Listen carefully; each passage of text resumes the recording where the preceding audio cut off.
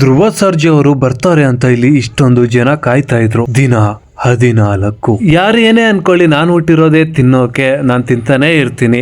ಇವನು ಮುದ್ದೆನ ತಿಂತಾ ಇದ್ದ, ಕೊನೆಗೆ ಇವನ ಹತ್ರನೇ ಬಿಲ್ ಪೇ ಮಾಡಿಸ್ದೆ.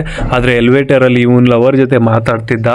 ಸಾಕಾಯ್ತು ಬಾ ಅಂತ ಹೇಳ್ಬಿಟ್ಟು ಪಾನಿಪುರಿ ಎಲ್ಲ ತಿಂದ್ಬಿಟ್ಟು ಅಲ್ಲಿಂದ ಮತ್ತೆ ಧ್ರುವ ಸರ್ಜಾ ಅವರು ಬಂದಿದ್ದಾರೆ ಅಂತ ಗೊತ್ತಾಯ್ತು. ಅದಕ್ಕೆ ನೋಡೋಕಂತ ಎಲ್ಲರೂ ಕೂಡ ಹೋದ್ವಿ. ಇಲ್ಲಿ ಬಂದು ನೋಡಿದ್ರೆ ತುಂಬ ಅಂದರೆ ತುಂಬ ಜನ ಬಂದು ಸೇರ್ಕೊಂಡಿದ್ರು.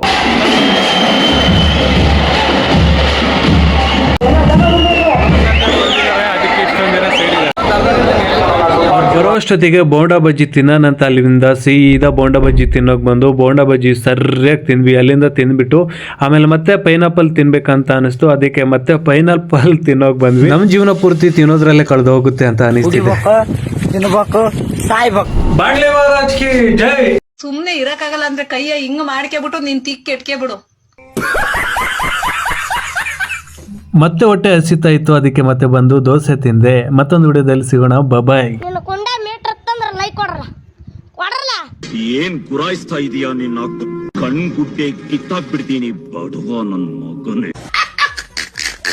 ಲೈಕ್ ಕೊಡೋರ್ದವ್ರು ನಿಮ್ಮ ಮನೆ ಮೇಲೆ ದೇವ್ರ ಮನೆ ಆಣೆ. ಇಂಥ ಜನ ಎಲ್ಲಿ ಸಿಗ್ತಾ ನಿಮ್ಗೆ? ಹೊಡಿರಿ ಚಪ್ಪಾಳೆ ಹೊಡಿರಿ.